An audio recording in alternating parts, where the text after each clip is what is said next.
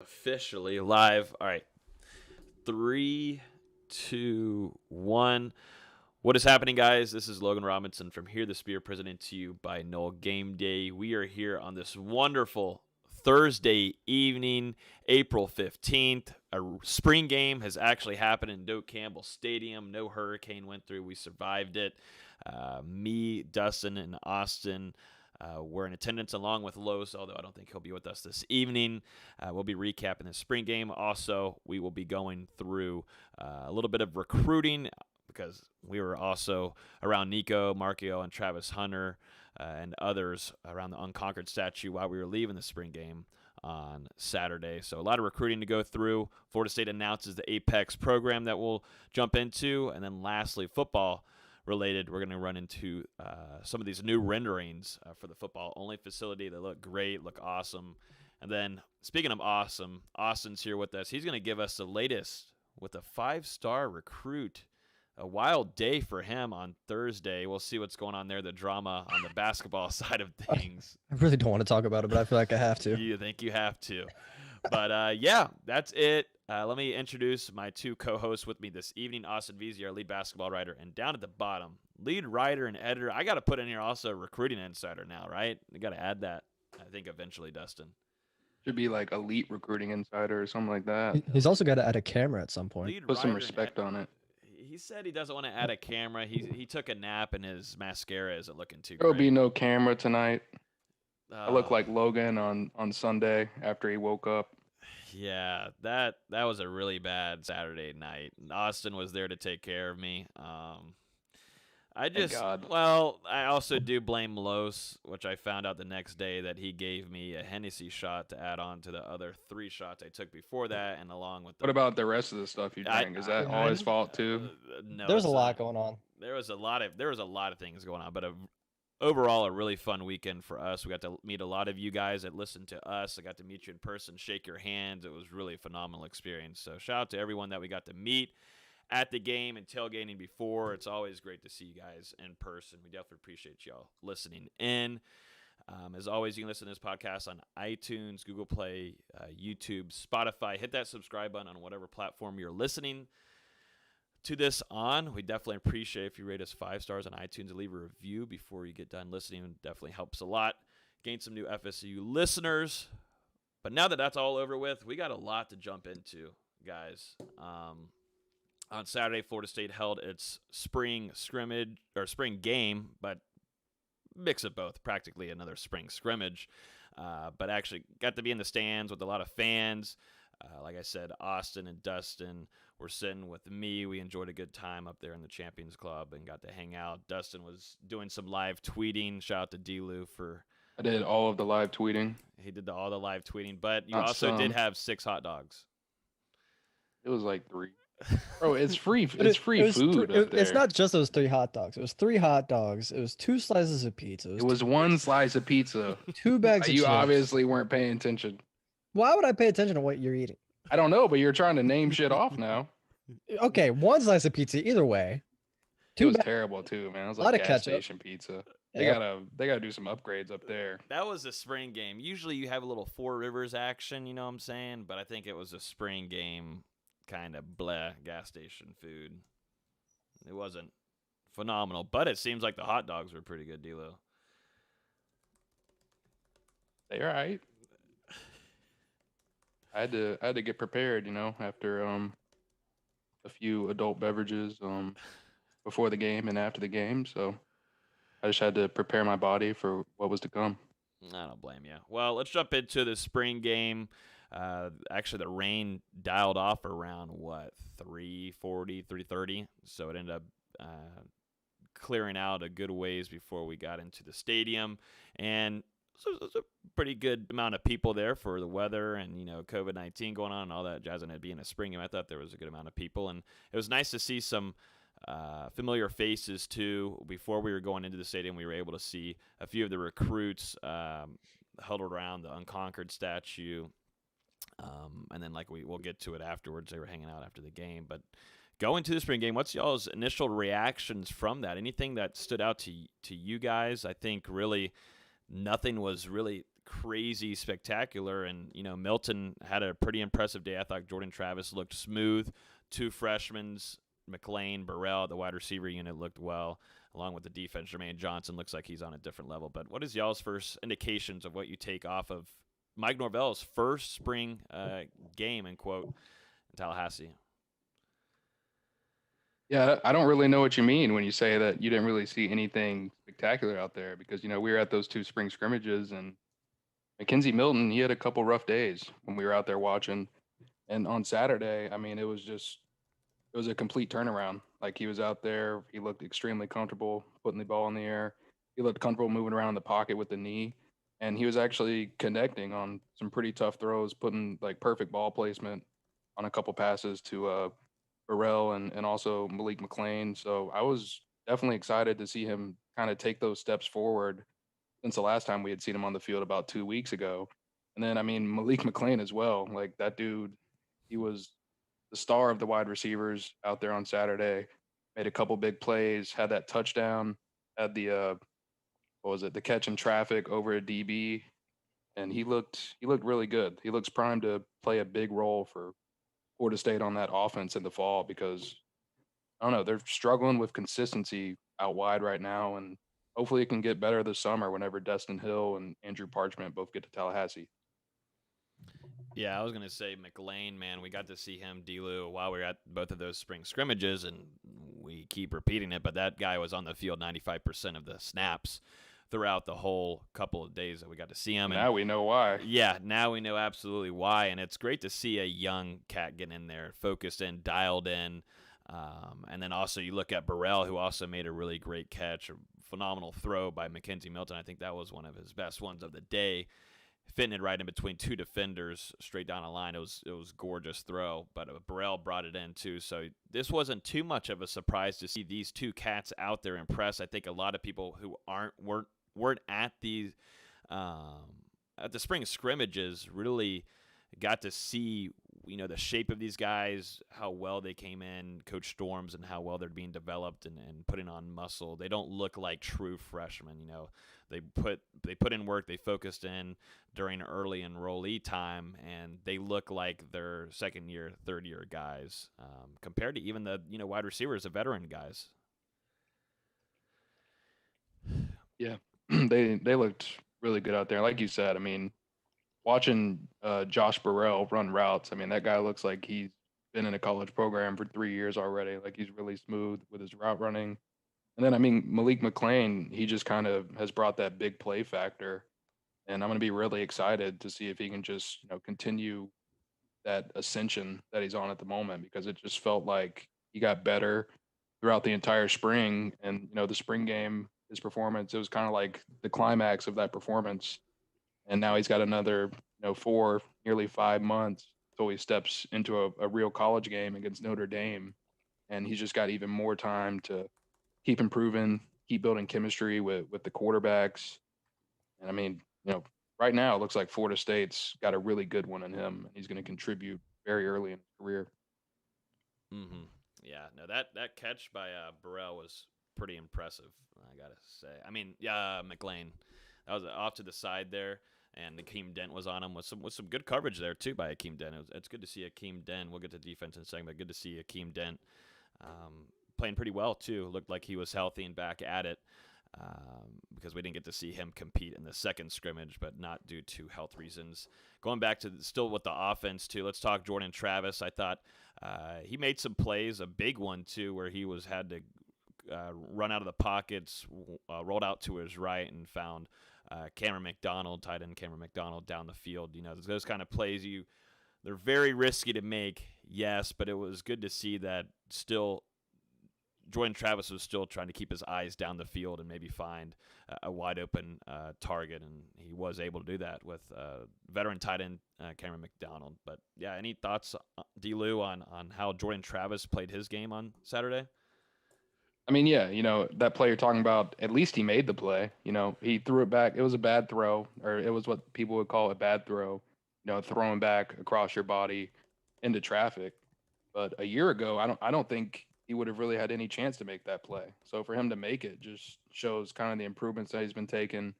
And we've heard the coaching staff, Mike Norvell, Kenny Dillingham, they've kind of talked about that progression that he's made this offseason, finally being fully healthy and just consistently being out there at practices and working. And you can tell, like, his accuracy has taken some steps forward. Reading the defenses has taken improvements. Maybe he still tucks it down and runs it a little bit more often than he should. But at the same time, like that's part of his game, and that's a reason why he's successful. So, you know, it's going to be a real quarterback battle, I believe, whenever we get to the fall between him and Mackenzie Milton. Jordan Travis has some very impressive skills, and we're just going to have to see if that's going to be enough to, beat out a guy who's coming back from a serious leg injury and is still getting into the system, getting his chemistry down with the playmakers in Tallahassee. So I think it's going to be a really fun August, I think, between those two. Whenever the talent's competing, the cream rises to the top, and I think that's what we're going to see. I think just from Saturday too, looking at this quarterback now, I think it really is solidified as a true competition because whenever we were at the two scrimmages, Dustin, Mackenzie Milton had a very rough time. These passes weren't being made during these spring scrimmages, and I think a lot of people watching it on TV for the first time and seeing Milton play maybe are thinking, oh, this is what he's been doing since he's arrived at FSU. This is just not even a battle. It's Milton day one no matter what. But, Jordan Travis was levels ahead of Mackenzie Milton in these spring scrimmages. But when we headed to the spring game, whenever the lights and quote are on the field and Bobby Bowden field, Milton shows out, and that's something I was predicting. This is a kind of guy that does better when pressure's on him. It was just like Jameis was. When there wasn't a lot of people watching him, there'd be a lot of mistakes he'd make, and it wasn't phenomenal. But whenever it came down to big time games, maybe not Oregon or say, but when it comes down to big games, these kind of guys do better with more pressure on them. And I think this is going to play a big factor on the progression of Jordan Travis, having Milton there in that film room, there in practices, making reads, and Jordan Travis being like, oh, this is what I should be doing.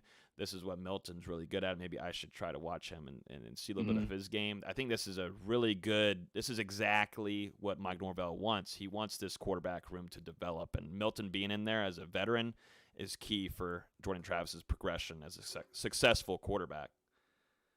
Yeah, I mean, I completely agree with that. I feel like we've kind of said that, since Mackenzie Milton kind of came in, we expected him to raise the floor of this quarterback room because he's proven himself to be an elite quarterback in college football. He's had a lot of success at UCF, and that's no mistake. I think coming into Florida State and being able to show some of the other guys his work ethic and like you said, like his work in the film room, how he carries himself on the practice field, that can only help everybody else because this was a guy, who was a Heisman contender back in 2017 or 2018 before that injury. And yeah, I mean, it just helps the rest of the guys to see that and to be able to model themselves after a player of that caliber. Anything else to take away from the offense on Saturday? I was looking at the running back unit. I was really excited to watch Trayshawn Ward, which he had a few nice runs during the day. Anybody really stand out to you at running back? I know we were talking about it in the production meeting, Dustin. DJ Williams running over Gainer. That's just football. Plays like that happen all the time, but I know that was spread all over Twitter the next day.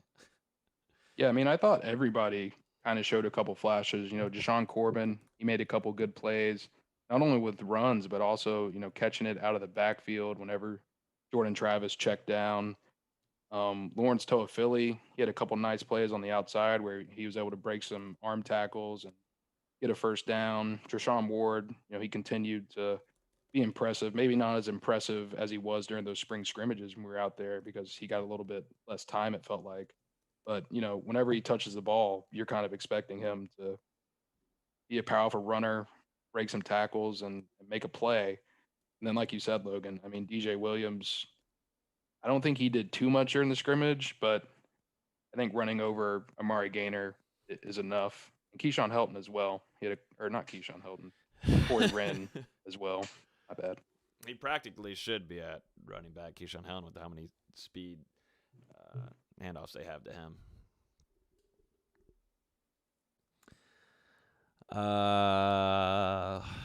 Yeah, no, I don't. I'm trying to look at the offensive line. We had, I think, Cameron McDonald by far had the big day. Austin White. Austin White had a touchdown, if I can remember correctly. I believe near the end of the day. But yeah, Cameron McDonald by far the tight end unit. Offensive line, I think, was still a mess. And they're not healthy. Yeah, that's it's hard to judge. Yeah, that's what I was going to mention. Taylor's out. Brady Scott missed a scrimmage. Thomas Schrader is still out. I believe Zane Herring was out as well. So, and also Babion I know wasn't fully healthy during the spring either. Yeah. So, they just haven't been fully healthy all spring. They've kind of had at least on the second unit, they just had like a makeshift group of guys, and there were some walk-ons getting there and getting time as well. So it's kind of hard to judge their performance. And really, I was just paying attention. I was trying to look at guys, individually rather than the unit. So I thought Maurice Smith, he had a pretty solid day in there at center. Robert Scott, I mean, those battles with Jermaine Johnson out on the edge, yeah, he lost a couple, but he won some as well. And I mean, that's big for a redshirt freshman, moving into his second season as a starter at that right tackle spot. And, really you just want to see some improvement there at guard.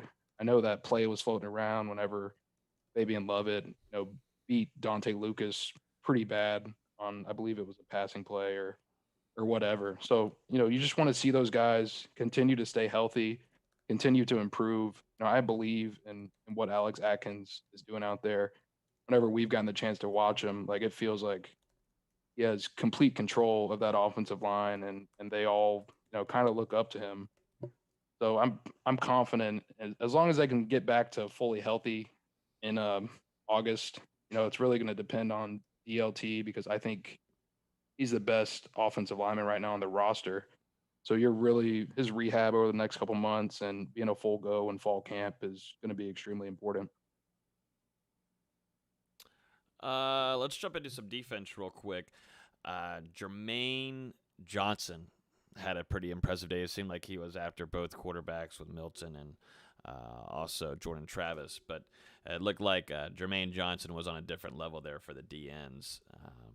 Kevin Knowles also had a great day at defensive back, and like you were just talking about, Fabian Lovett had a pretty impressive day there in the trenches on defensive line. Yeah, and I mean, are we surprised by Jermaine Johnson? Because coming into Florida State, this team has lacked a consistent pass rushing threat off the edge for the past couple of years. In 2020, we thought that would be J-Rob and Kando, obviously, and that didn't happen for a plethora of reasons.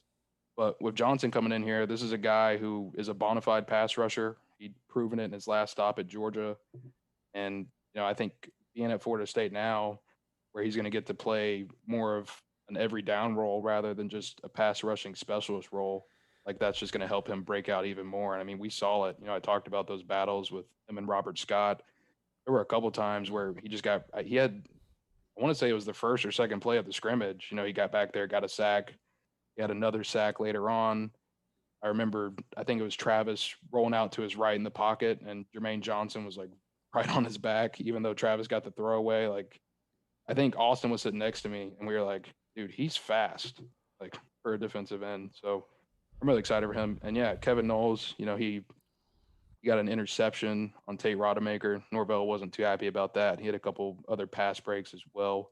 So to see an early enrollee shining like that, just like some of those wide receivers we talked about, I mean, that's good for Florida State. Mm-hmm. Taking full advantage of the opportunities, getting there early on campus is huge, and this is what a lot of these cats have done, both offensively and defensively. But Kevin Knowles looked good. That was kind of a surprise. We saw little flashes, D-Lo, at some of the scrimmages that we were at, but at the show up like that on the spring game, that helps out, because if we just had a question here on YouTube from Mendoza, one of our regular listeners, asking, when were we going to see Damori Tate? But we're not going to see him for a good long while as he's rehabbing. I know Norvell did not give a estimate on when we should see him next, or nor the injury that took place for the young defensive back. But we're not going to see him either. So there's a lot of open rooms. I think there's a good amount of question marks still in the DB room.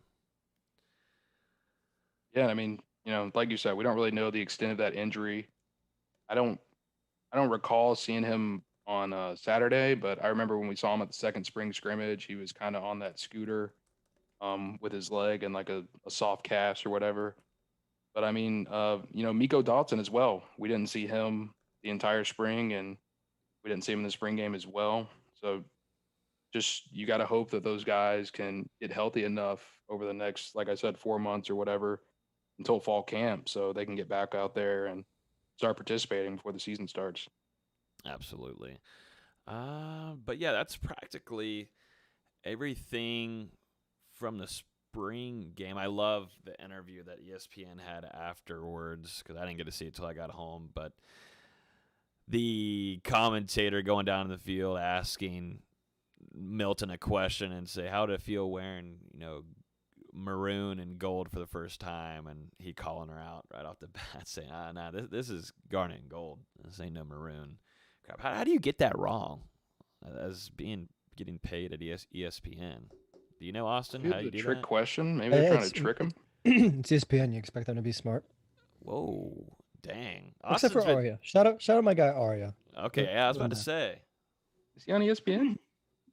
Yeah, buddy. He does their play-by-play for baseball. Huh. Yeah, buddy. Another thing. How about Mike Norvell addressing the crowd after the scrimmage with that scratchy voice after yelling at Tate Rodemaker forever. He was getting after guys the whole day.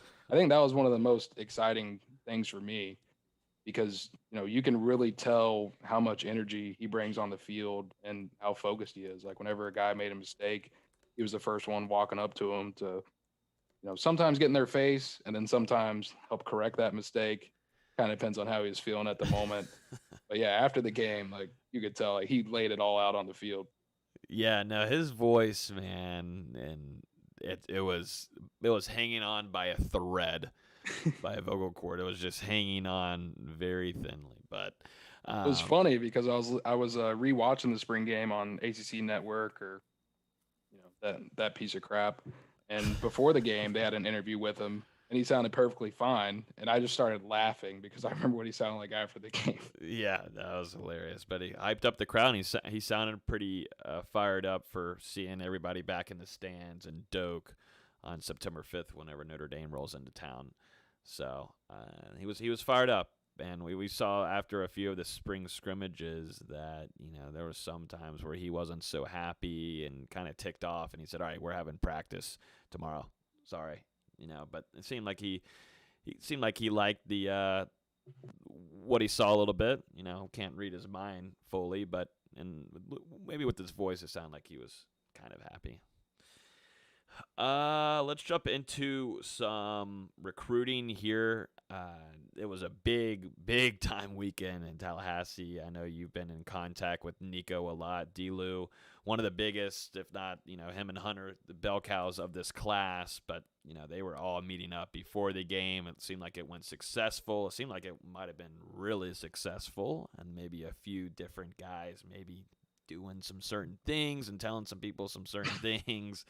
But run us through that whole experience because all three of us, were talking with Nico and Travis and got to meet some of these guys that we haven't been able to get in contact with. And it seemed like all smiles, good vibes. The weather ended up being beautiful for after the game, so they had plans to go hang out afterwards. I think a few of the guys stayed the whole weekend and even Monday. It was a very successful weekend for Florida State in recruiting, it seems like. Yeah, like you said, very good weekend. Before the game, even though the weather wasn't necessarily ideal, I know that Nico and Travis, they kind of helped organize that event up there at the Unconquered statue. And before the game, guys were up there talking with some of the current commits and also getting their pictures taken and things like that. And Rodney Hill, that's actually where he went ahead and publicly committed up there at the Unconquered statue. Then afterwards, it was kind of the same thing. They all reconvened out there. and they were getting a ton of love from the fans. We went up and talked to Nico for probably 20 or so minutes, and it felt like every 10 seconds someone was walking up like, "Hey Nico, can you sign this? Hey Nico, can you take a picture with my kids?" And Travis as well. And I mean, I kind of said it earlier this week on the Bat Cave, but you can just tell like those two have the types of personalities that are built for those type of moments. Like they, instead of being maybe overwhelmed, being 17, probably not even 18 years old yet, having hundreds of fans walk up to you and ask you for this, ask you for that, you could definitely get overwhelmed in that moment. But they took it on, they relished it, they didn't deny anybody a photo or a conversation. And at the same time, in between those, they were talking to us, they were walking back over to other recruits, talking to them. It was very impressive to watch them at work in person. Yeah, that was the thing. They're very mature guys. I think a lot of the recruits just like the energy and what Travis Hunter brings to that area. Not only Nico was there, who's a very, very liked, we got to see him in person, very liked recruit and player.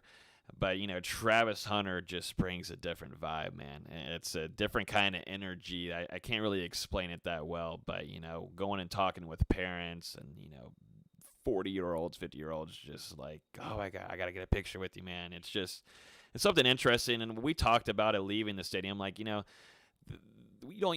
these recruits usually don't get this kind of experience or the situation, because usually they're going to their gate that they're designated to, and then they're heading to they're getting a tour, and then they're eventually getting out on the field for pregame warm-ups, and then they're going out from that, then up to the stand. So you don't really have that kind of interaction with fans. And we know Florida State football and FSU Twitter and all of that's very well covered.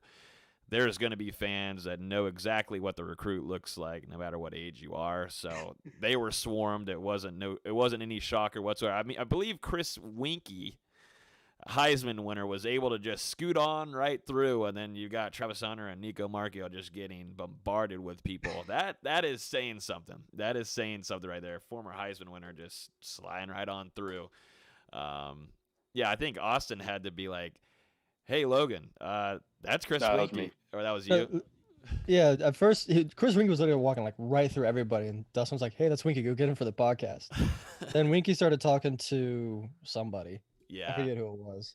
yeah. And we were talking to some fan that had walked up. Mm-hmm. And finally, Winkie starts walking away. I go, "Logan, get over there." Go do your job. Go do what you're only good for.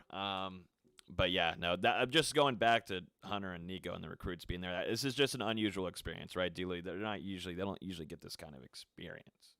Absolutely. I mean, it was absolutely crazy to watch. Like not only how much attention they got, but yeah, like I said earlier, how they handled that attention in that moment. It felt like they were already football players at Florida State. Sometimes you see guys committed, but at the same time, their recruitments are still open and blah blah blah blah blah. But Nico and Travis, it felt like they're already in Tallahassee on campus with the team. Like they just kind of have that vibe of being completely comfortable with Florida State and really trusting in what the coaching staff has told them so far. I mean, man, those kids are two hell of a recruiters. Let me just say that. Like they talk to so many guys out there.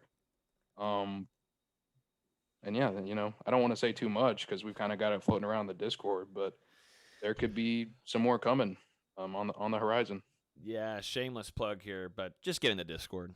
If you've been thinking about it now for a few months and you like recruiting or you like the inside scoop, and there's a lot of things that we're not probably going to share on here for the podcast. We'd rather share with our Discord and Patreon members that are awesome over there. So if you've been thinking about it, you can do a yearly subscription for only $30. Other sites, they're $100, $30. You get all the access there. But yeah, And I that's don't at our think Patreon. Patreon.com/NoleGameDay. Dustin's been killing it right now. He's on a roll right now. So get him while he's hot. He's gonna take a break soon. I know it's coming. And yeah, Austin. but Austin. I was just saying, Like, come on. And Austin, yes. We're not at basketball yet, Austin. I'm gonna give you your own promo too when we get there, because Austin also had a work trip too. He also had a work trip.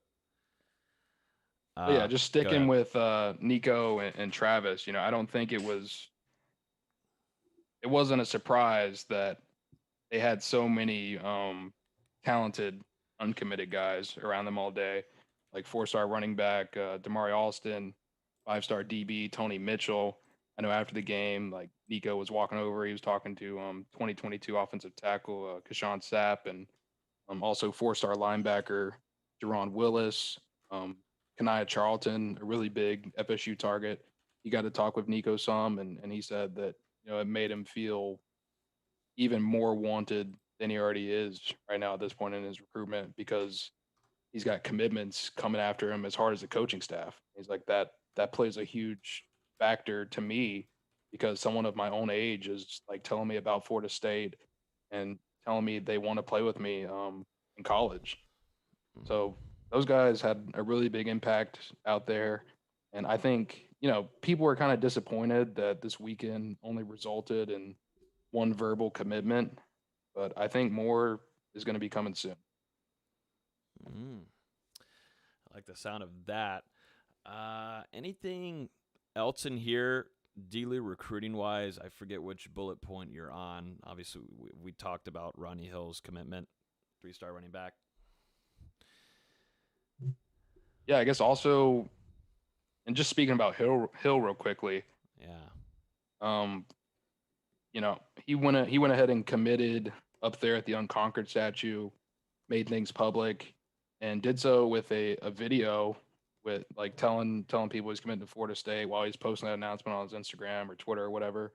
And in the background, you got Travis Hunter and Nico right there, like chopping it up, saying "Go Noles." Some other guys in the background is that as well. So that was a cool moment. And then also the most recent member to join the class today, athlete Brian Courtney, who's going to be playing a tight end H-back role at Florida State. He was also hanging around with that group. He was actually in one of the pictures I took on Twitter, and I didn't even realize it just because I didn't recognize the kid at first. And I was talking to Nico a couple days ago, and he was like, "Oh yeah, that's Brian Courtney." I was like, "Oh." And then yesterday, when all those CBs came in, I was like, "Well, he was around Nico and Travis, and that whole day." And whenever I talked to him, he said he had got to hang out with them that night as well. I mean, man, those guys are just insane recruiters. Yeah, no, that it seemed like a really happy group. No one was really with a smug face. Everyone was hanging out, chatting it up, having a good time. It was just a different kind of feel. I've never been around that kind of thing before. Oh, and I guess last thing, I've already outside of Nico and Rodney Hill this week. I've also got a chance to talk to some other FSU commits like Cam Davis, Nigel Kelly, and also Aaron Hester, and they were completely blown away by all the love that they received from fans before the game. They really enjoyed the atmosphere out there in Doak Campbell Stadium. I can't remember who said it, but someone was like, "I can't. If this is what people are going to do at a spring game with all these restrictions in place, I can't imagine what it's going to be like for a real game in September."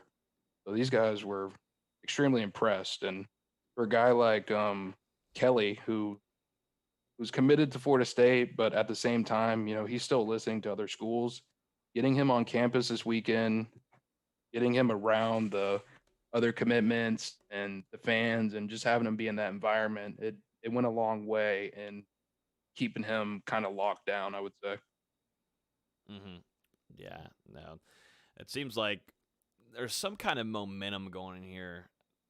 If you agree with me, D-Laz, it just seems like there's some kind of momentum and it's going to last. And to me, there's a lot of momentum. Yeah, and we haven't even talked about quarterbacks yet with MJ Morris and AJ Duffy being in attendance too, that I think we should note on because both of these guys, it was Duffy I know was planning on trying to announce pretty soon. And I know MJ Morris was on here telling us that he'd like to be done once May's over. So anything that we're hearing on that front with those two talented quarterbacks? Yeah, I know of Duffy, it really feels like it's down to FSU, Arizona State, and Michigan State. I believe he's supposed to visit Michigan State maybe sometime this month. So we'll see if he decides to make a decision or something like that. After that, he's just kind of he's a teenager, so he doesn't really exactly know what he wants yet. And I mean, I completely respect that. And as for MJ, he's going to be taking some visits as well. He came to FSU this weekend. I think he wants to see Nebraska and maybe Georgia Tech one more time before he makes that decision. But if all goes well in May and that spot is still open because Duffy hasn't committed yet, trying to figure out how I want to say this.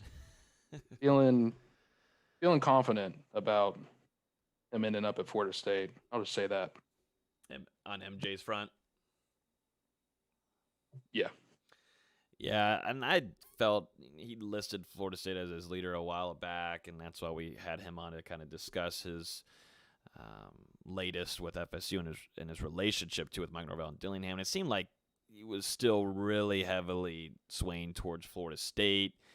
He wanted to come to the spring game. That was a big thing for him. And with eventually some of these the regulations are going to be lifted, where now these players can go visit these schools, get inside the Moore Center in Tallahassee, and visit Mike Norvell and be able to talk in person. Finally, God, it took forever, but this is going to change a lot for a lot of recruits, and I do think Florida State has an advantage here with doing that. I think Mike Norvell is a family man, and this is really going to, if you just listen to Nico Marchio's, if you go back and listen to our podcast last week, it really does feel like, we got Nico Marchio just talking with Mike Norvell's daughter, spending time with them, talking to his wife, just spending time with them. It just seems like a family man, and Mike Norvell's got it down pat.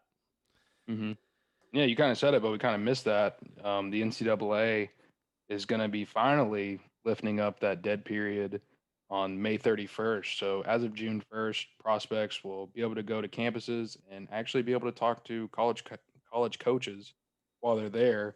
And, we already saw Florida State maybe kind of take a little bit of advantage of that by announcing so many different camps already. I feel like it was each weekend in June. They're going to have like a mega camp the first weekend. They've got an offensive OLDL camp where they're actually going to be in pads, a quarterback camp. So Florida State making sure to take advantage of that and get a lot of talent into Tallahassee shortly after that dead period is over. Anything else before we get to Baxter here? I don't believe so. This was actually live while we're doing this, but Florida State running back commit, I believe, 2023 class. Cedric Baxter is decommitted from Florida State. Wait, what? Yeah, I know. I didn't know if you saw that. I updated the Google Doc here, but he has decommitted from Florida State. Really? Yeah, he said, please respect my decision. Still opening it up. I think it's still very early in his recruitment, so I don't think Florida State's just blown away, gone for maybe this kid, but it seems like he's opening up and might make a different decision. We'll see. But yeah, this was a little breaking while we're live. Yeah, I didn't see that coming. Yeah, that kind of came out of nowhere. Yeah, I haven't gotten a chance to speak with him since his visit, but now I feel like I need to. Yeah, and I think the thing here is it's so far away. I don't think Florida State, like I was saying, is just out of it completely. He's got a long recruiting road ahead, but not so phenomenal news on a Thursday night. Yeah. But I will say, there are some really other talented running backs that Florida State currently has their eyes on in the 2023 class. I know Mark Fletcher, who's a pretty highly regarded guy, he did make it into the spring game this weekend. And then 5-star running back Richard Young out of Lehigh Senior High School. He was supposed to make it to the spring game, but he had some car trouble or something like that, and he wasn't able to make it in. But he's a 5-star prospect right now in that 2023 class, and probably going to be one of the top priorities on the board, once they get into that recruiting cycle. I mean, even now, so I'm going to have to catch up with Baxter and see what went down. Yep, might have to see what the latest is with the old Baxter. Let's see. Old What'd you say? Old Baxter. I know. I felt like so weird saying that. I was just hoping nobody will notice. So We'll see if it gets cut in the recording or not. Let's jump into some of this Apex stuff, man. This was a huge, gigantic Love this. announcement. Right? What happened, Austin?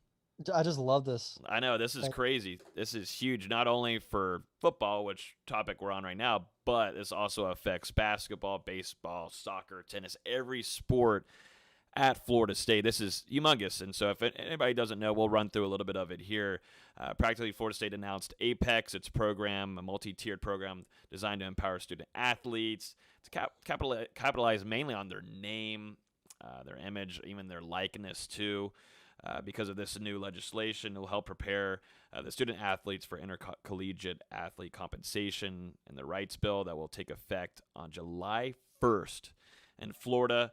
And it helps provide structured support throughout the entire FSU playing careers in Tallahassee. So what I thought was pretty unique about it is that there's also, I think there's 2 classes, if I'm right, Austin, I believe there's 2 classes that are you can get credit for taking too. These student athletes will be able to take this and receive college credit and also learn on being able to grow their brand. This is practically on teaching you on how to grow your brand successfully the right way, how to grow a compensation out of it, bring in income. I think it's a really cool program that we're going to continue to talk about throughout this whole offseason, definitely since it's getting close to July.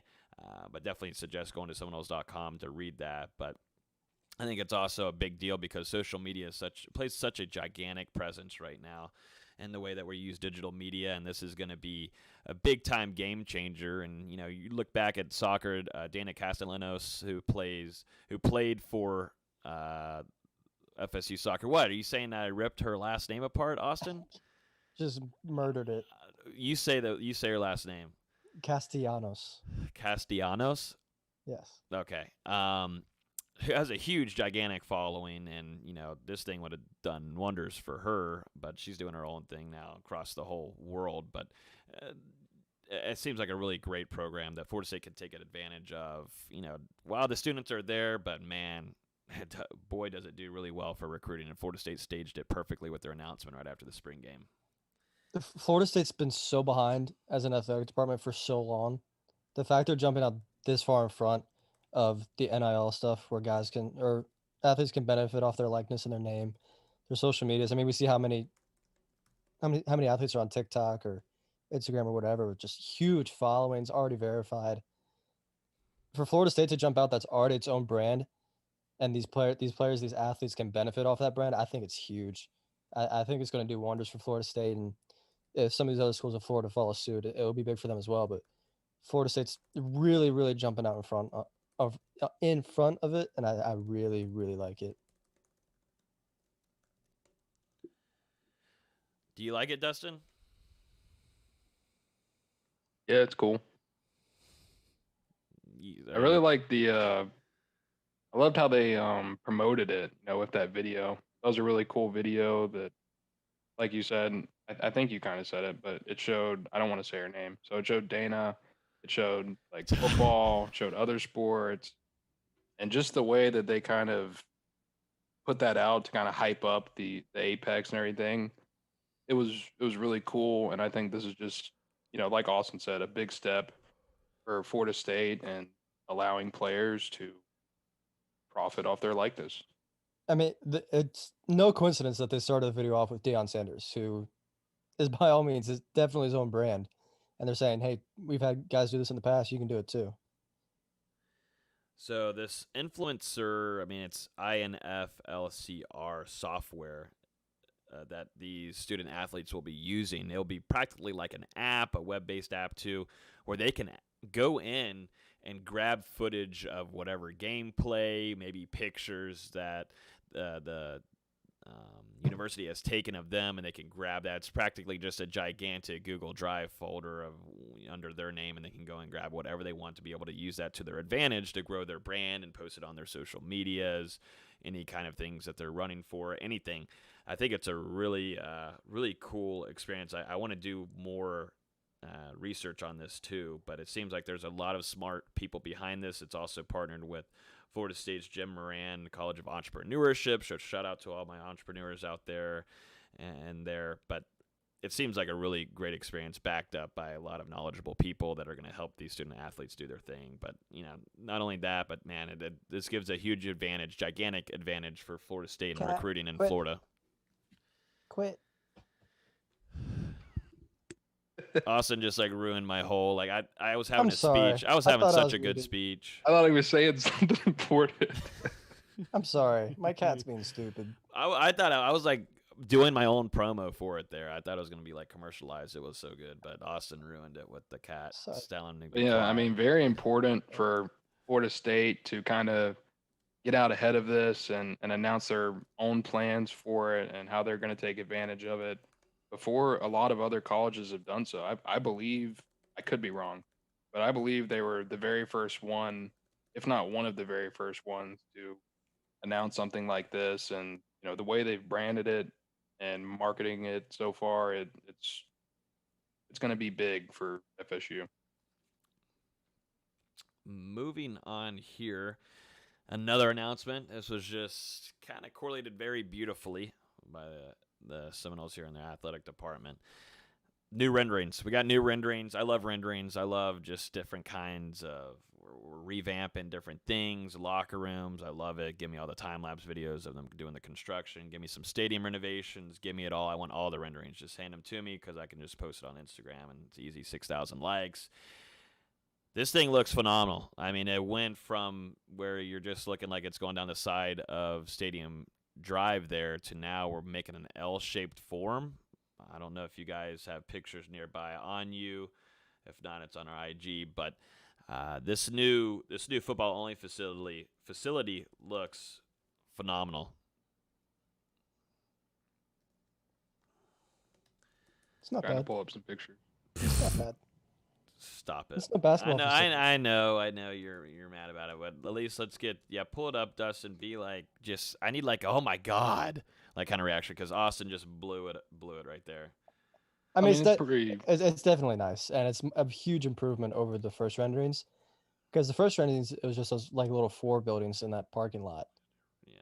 And now that it's this giant complex that stretches onto the practice field, they still get one full practice field. They still get the indoor facility, and they still have a half field that they can use for special teams or whatever. I think it's a huge improvement, and some of the inside pictures look pretty nice. Mm-hmm. Yeah, no, I believe it's 30,000 square feet. Yeah. Yeah, more than what the first rendering was as well. So it's gotten a little bit bigger, and yeah, getting a chance to look at it, you can kind of see how they've got the weight room set up, like a film room, kind of like a hot tub or something area maybe, for training, recovery. So it's gonna be really nice, And I remember back whenever they were doing the stadium renovations, maybe it was the scoreboard, I can't quite remember, but they had a live stream camera that you could get onto, and you could watch them be working on it live 24/7 or whatever.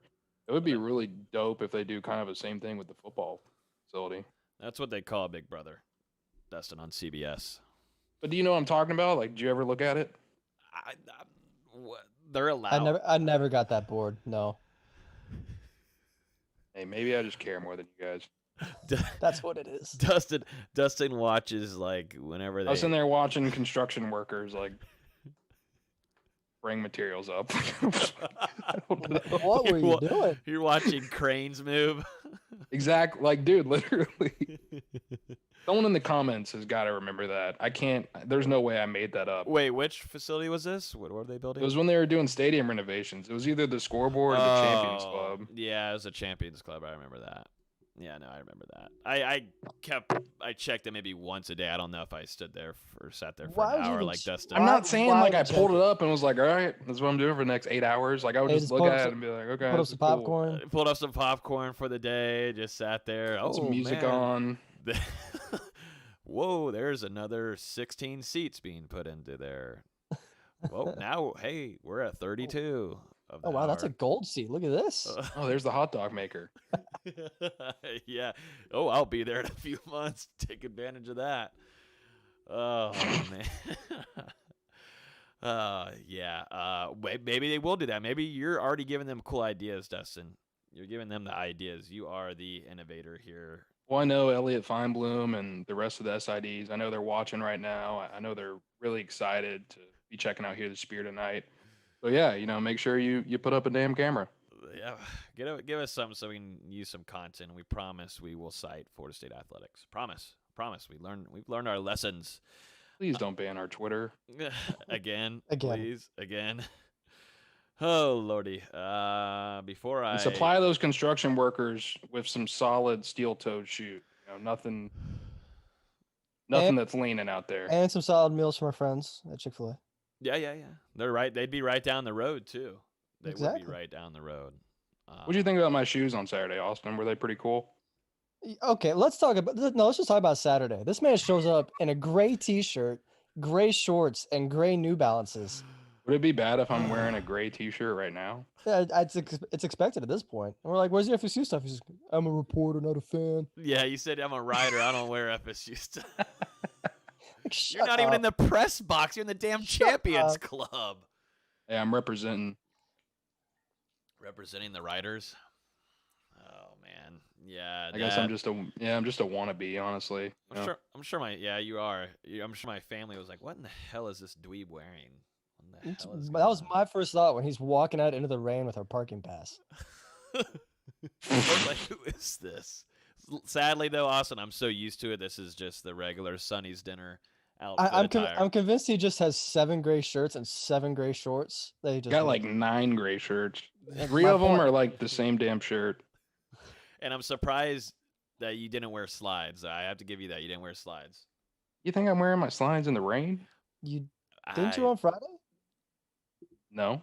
I could have sworn you did the lunch on Friday. Don't think I did. Oh goodness gracious! Very, very alarming though. Very alarming. The things that me and Austin have. I to go couldn't through. believe it. I was fitted up. I had the varsity jacket. I had the new tournament shirt underneath. Wearing my Chicago. Austin, you had more money on your feet than I have in my bank account right now. So I also had more money into 2 hips at this point. So Yeah, Austin was like making us look pretty weak out there. I had to show up because I knew we were going to college town after. I didn't want to look like a fool. I was trying not to stand next to him too much. I wouldn't stand too close to him anyways. Didn't want to be overshadowed. Yeah, overshadowed. Don't even start. That was a bad angle for a picture that we got posted on Twitter. Oh my god. Very bad picture. I am obviously taller, and plus I had too many shots, so I usually slouch like that. So I take off about 2 inches off that too. So overall, bad angle. Here, me and Lowe's are standing about the same height. Then there's Logan that's like 6 inches shorter. Well, don't even start BS. Don't even start. Sit your ass. You can stay in Charlotte now. Speaking of staying in Charlotte, you just stay in Charlotte now, and let's get the latest of basketball. Florida State's lost another one. Balsa Kofovic. If you were in, I'd obviously just ate up his whole last name, but who really? Never mind. I'm not gonna say that. I'm not gonna be that mean. But he's no longer with Florida State. If you're in the Discord, you would have known about this on Saturday because Austin was working the Nuggets. Another reason to sign in the Patreon. You would have known about this on Saturday. Balsa announces this yesterday, but boom, Florida State loses its big center. Should Florida State fans be freaking out? What's going on? And why do you think he left? It was a little bit weird. At first I just get a random DM like midway through the day. He's like, Balsa's really leaving too? I'm like, what do you mean? No, I haven't heard that. Then that night we're hanging out and someone goes, I'm not going to say who, but he goes, hey, I got something you don't know. I was like, oh boy. Yeah, say his name. Say his name, who it is, so we can just blast, so we can expose him. And he's Leonard Hamilton. It was Leonard Hamilton. It was. And he starts out and goes, yeah, Balsa's already left. I'm like, what? I was shocked. I was so surprised because everyone's like, one more season in Tallahassee, this dude's going to be insane. He's one of the most talented bigs we've ever had. All of a sudden you're like, oh, he's gone. This is weird. Took a couple of days. I put it in the Discord. Everyone's like, nah, you're kidding. Yep. I'm like, no, I'm actually not. He's not even in town anymore. Yeah, we were at the what were we? Yeah, we were tailgating before it, and like everybody was like near you talking. I was like, what's going on? Austin's not that popular to be that everybody's swarming over to talk to him. But he dropped a nugget, so then he becomes popular, and I was like, what's going on? And he's like, Balsa, gone. Said, stop, take the cap off. take the cap off, Austin. You slid in some drinks there out of the cooler. I know you don't drink alcohol, but I guess you started then. But it ended up being true, man. It's tough. I was surprised as anyone. Really, I just think he's kind of homesick. I know it's like, oh man, here we go, just making excuses. But he's from Serbia. He's European. He was really close with Dominik Olenichuk last year, and Olenichuk's overseas now. I think he just honestly misses home a little bit. He'd rather go back to Serbia, where they have really good professional basketball development over there. They've got 2 really good teams that are known for putting NBA prospects out.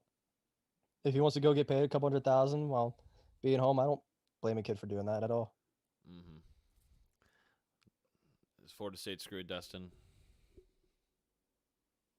Yeah, whenever Austin showed me that on Saturday, it blew my mind, dude. Did you actually drink another sip of your beer because you said it would taste nasty? I just drank like a full one whenever he showed me that. It was just so disappointing. Because I'm sure we're gonna get to the other guys. Like, I think we've talked about Raekwon maybe last week. Yeah. And him, Balsha, obviously Calhoun as well, Scotty Barnes. We'll see what happens, with MJ kind of here in the next couple weeks or whatever. But that's a lot of guys for Florida State to be losing. Normally you see a lot of continuity in this program, I feel like, and maybe we're going to see a little bit more departures this offseason than we've seen over the last couple of years. But at the same time, and I'm sure we're going to get to it, hopefully Florida State can hit that transfer market, and they've also got some really good prospects signed to come in. Yeah, so the first replacement that kind of caught everyone off guard was last night. Rivals put in their version of a crystal ball for Efton Reed, 5-star center playing at IMG Academy. Everyone was like, "Oh, whoa, wait a minute, this isn't supposed to happen." He was supposed to announce today. What I'm guessing, because no one knows anything about this. Anyone that says they know anything about this recruitment is lying. I don't even think his mom knows. The way I'm guessing this is happening is his mom wants him to go to Ohio State because it's close to home and it's actually a good program, unlike Pitt, and he wants to go to Florida State. That's just what I'm guessing. And now that they couldn't come to agreement, they've had to push it back. We don't know when they're going to push it back to, because Efton still hasn't said anything. It's just been his mom saying Efton Reed has delayed his recruitment, and we're still waiting to see what Efton says. Obviously, Florida State was able to get this kid. He's incredibly talented. Just as talented, if not more talented, than the guy that just walked out the door in Balsha Kurbavica. You get him in, probably starts right away just because our center depth, yeah, we have bodies, but they're not exactly proven. Mm-hmm. He could come in, start day one at a really good program, because we had backed off for the longest time just because we got 4 centers plus another 7-footer and John Butler. Why would we need another? Balsha walks out that door, goes, "Hey, what's up, Efton? Still want to come to Tallahassee?" And there was a lot of smoke in Florida State's direction, but no one knows anything in this recruitment. It's one of the quietest recruitments I think I've ever seen in a 5-star. That's what people were saying on Twitter when I was doing some research earlier today, because we were expecting that he was going to make an announcement, at noon today Eastern time? That's what we had heard. But like the time wasn't even confirmed. Like someone had told us noon, but no one actually knew it. The fact we couldn't even get a commitment time or a top 5 or anything like that was really, really strange. Yeah. Like that, it's just one of those interesting, like, very quiet, and it came out of nowhere, right, Austin? You weren't having him on your radar of any sorts whatsoever. Because I just assumed, oh, he's announcing Thursday. We just lost Balsha. There's no way in 2 days we're gonna go get a 5-star. But sure enough, we're right in that mix. Isn't that crazy? This morning, Tipton Edits, who, if anybody would know, it's them, just because they make all the edit commitments or commitment edits. He said it was Pittsburgh, Florida State, Ohio State, LSU, and Virginia. It seems Virginia's out of it, just from no one's really saying it. LSU, LSU is going to do LSU things. if Florida State has the opportunity to start, he's gonna choose that over Pitt. That's just my opinion. So to me, it's a Florida State Ohio State recruitment. We'll see what happens in these couple of days. Yeah, do you think it's something that happens by the end of next week kind of dealio? Or is it just Who like knows? just all The signing period speculations? the signing period just started for basketball, but most of the kids have already been signed and committed from December. So there's not the same, talk about all these high value recruits that are just not choosing places. There's really only like 5 or 6 5-stars that haven't decided where they're going. Okay. Something to keep an eye out. Anything else related to basketball? I need NBA Knowles doing its thing. I see Terrence Mann is still rolling for the Clippers. I guess we could talk about a couple other potential transfers that we're after. Oh, yeah. Keep an eye out on Cameron Fletcher from Kentucky. I've had multiple people tell me that one's extremely likely, and I even put in my prediction in the Discord. If it wasn't last night, it was 2 days ago. Hey, you gotta market the Discord, bro. Don't give them too much. Yeah, put in my prediction a couple days ago. I really like what I'm hearing on that front. I'm expecting news any day now on him. And then there's a lot of smoke surrounding Trey Mitchell, the center from UMass. Nothing quite as strong as with Cam Fletcher. There's a lot of teams after Trey Mitchell because he's one of the 5 or 10 best players on the market right now. Averaged 18 and 7, shot 35% for 3. Really, really good player. He's 6'9", 230, can run the 4 or the 5. Really athletic. He's a guy that could slide in perfectly for Florida State, even if they get Efton Reed. I think he could still be a take. But there's so many different teams after Trey Mitchell. I've seen Georgetown. I've seen Indiana, UNC. You name it, I've seen Trey Mitchell rumored to go there. I imagine he might extend his recruitment out a little bit just because, he's a former top 100 prospect. He's a little bit used to this, but this time all the big schools are after him. Really, those two are the ones to keep an eye on. I found out we had offered David Collins from USF, but he just had a visit with Kansas. And that's pretty much the only transfers we have an eye on right now. We were after Parker Fox, that D2 guy. He just committed to Minnesota while we were on the podcast. Was that expected? Yeah, to me it was down to them or San Diego State, but he's from Minnesota. It just made a ton of sense. If I had put in a prediction, it would have been Minnesota. Depending on the fan you talk to, they didn't want him because he's a D2 guy. I think he's super talented. At any level, scoring 23 points isn't easy. You're listening to shows called Fanny Talk? No. What? I heard Fanny Talk. Fanny Talk? I thought I heard Austin say Fanny Talk. I have no idea what you're talking about. I'd be interested to go back and listen to this recording if I didn't hear Fanny Talk. Unless I'm going crazy. Unless I just hit a meth pipe. I think you're going crazy. Why would he have said that? I don't like if you're listening to some show or whatever like Fanny Talk. I don't know. I must be going crazy. I'm gonna go back and listen to the recording. Listen to fans talk. Oh. Wow. I don't know what you listen to, Austin.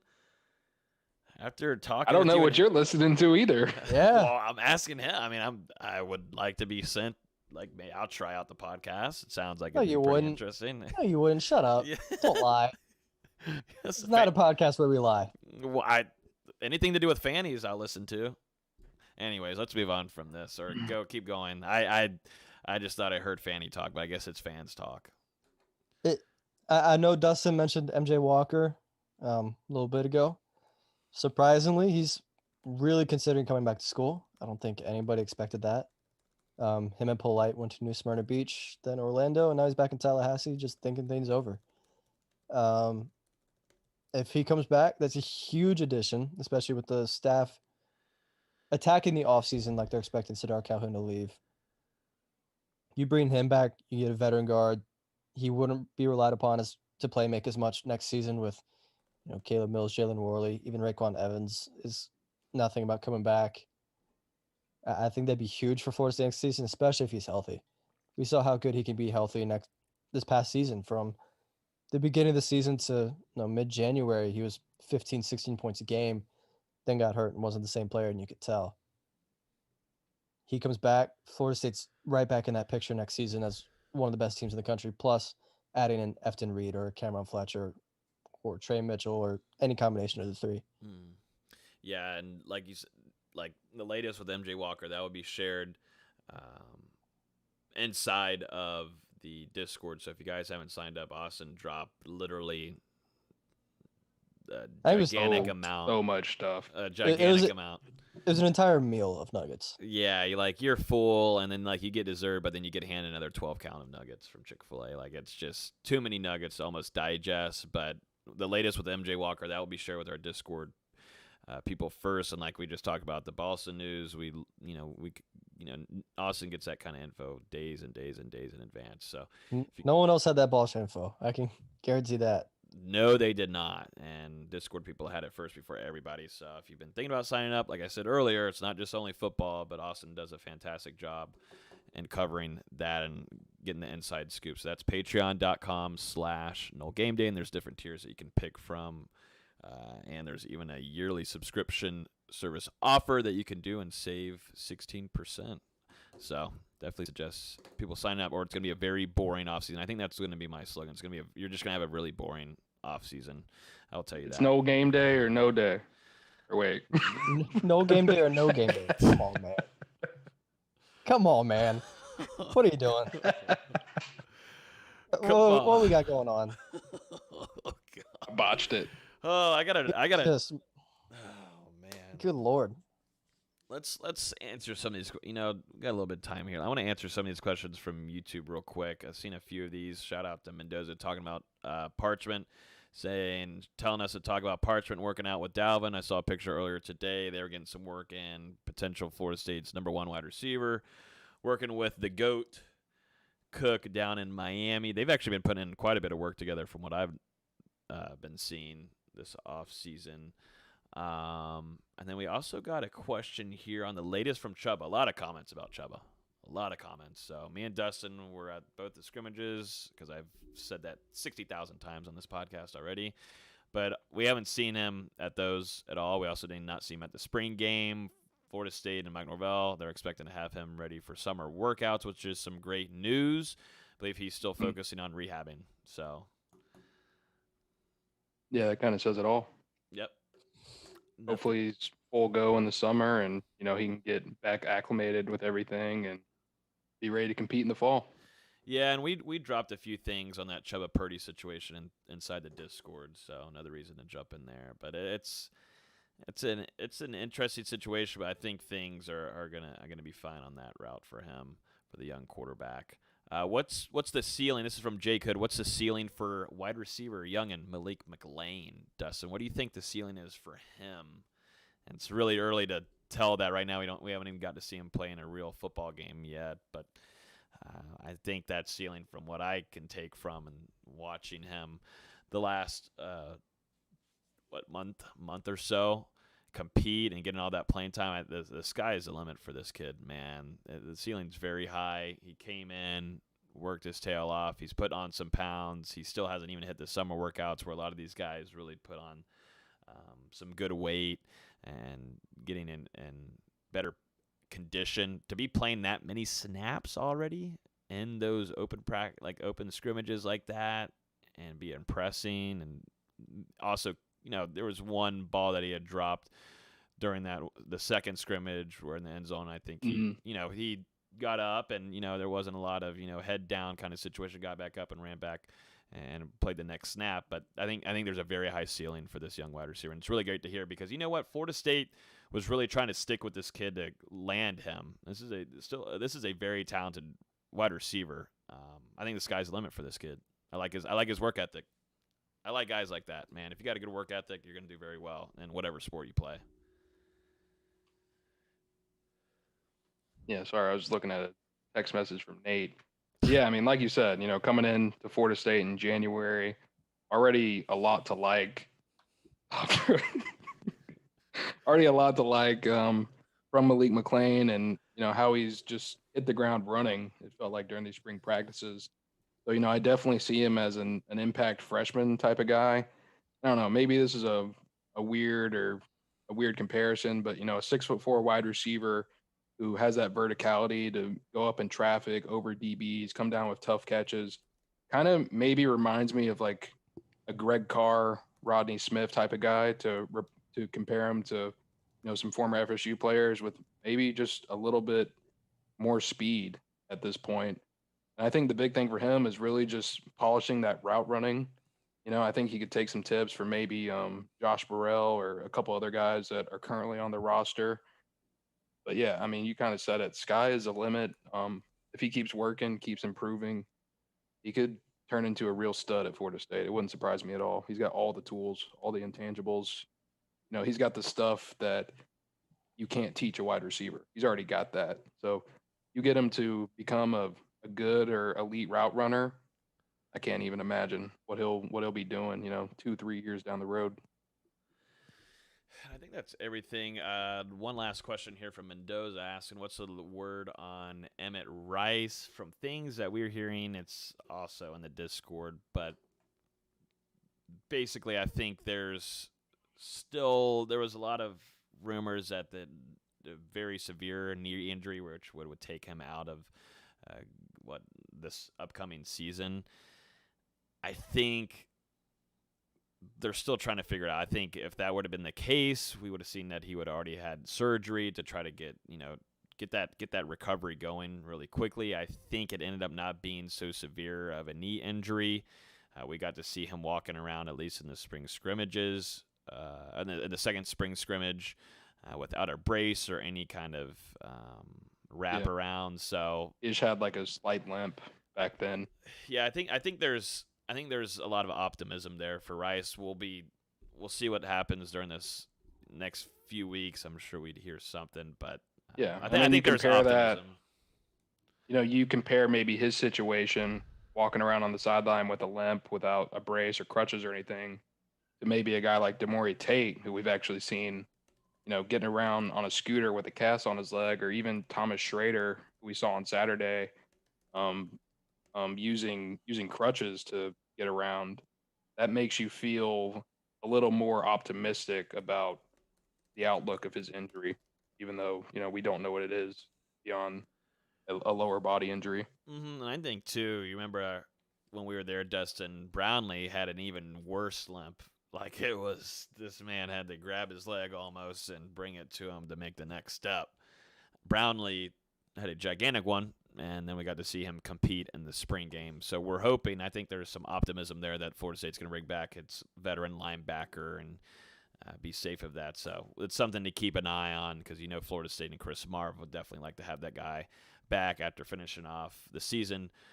Very smooth, and he looked well, and I think Florida State hopefully is feeling optimism on number one's front there on defense. Before we end it off, I want to give a shout out to also like Kenny Shaw, man. He's got a gigantic camp coming up this weekend.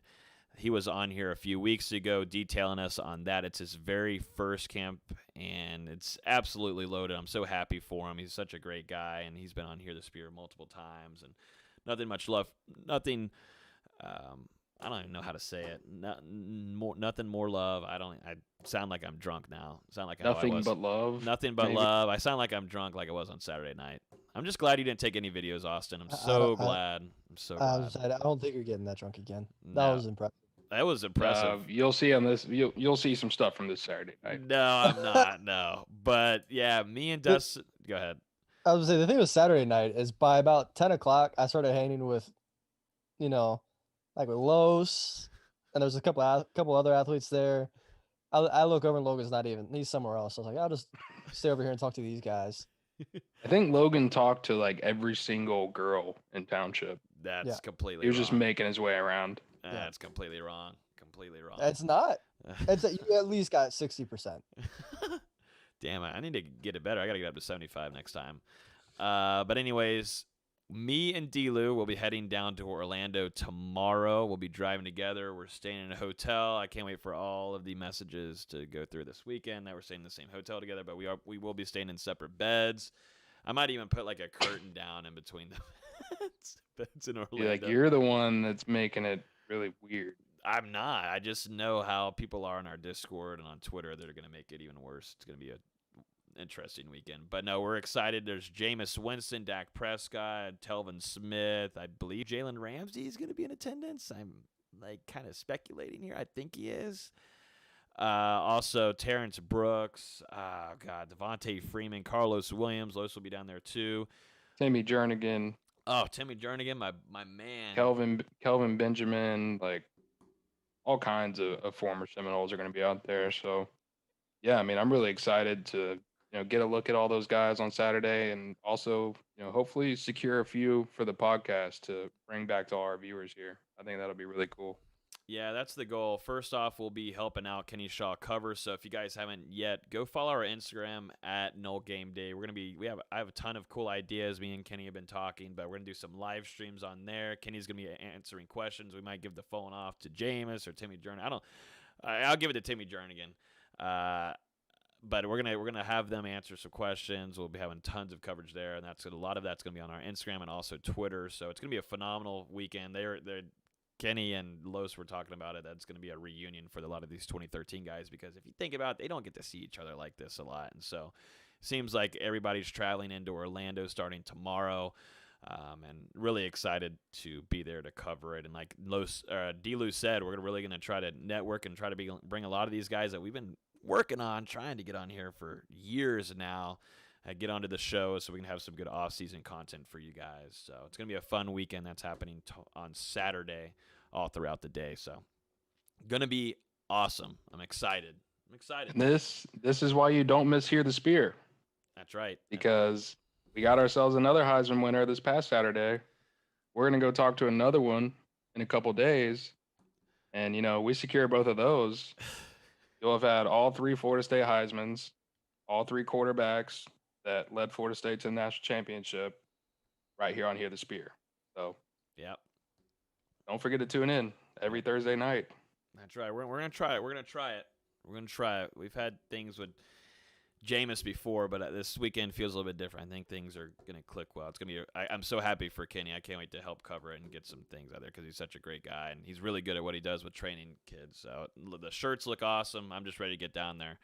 But, yeah, definitely appreciate everybody listening. You guys are awesome. Definitely appreciate you. We had over 10,000 listens on our last episode, which is just ridiculously nuts. But we definitely appreciate y'all listening always. And we hope y'all have a fantastic weekend. We'll be back on here next week, Thursday at 8:30 p.m. If you're on iTunes or Google Play, YouTube, Spotify, hit that subscribe button. But, yeah, get ready for some content this weekend. It's going to be interesting. I don't know what's about to happen, but it should be fun. I'm just not getting as drunk like I did last weekend. Just can't happen again. I can't do it. All right, guys. Everybody be good, and we will see you guys next week on Hear the Spear. Appreciate you.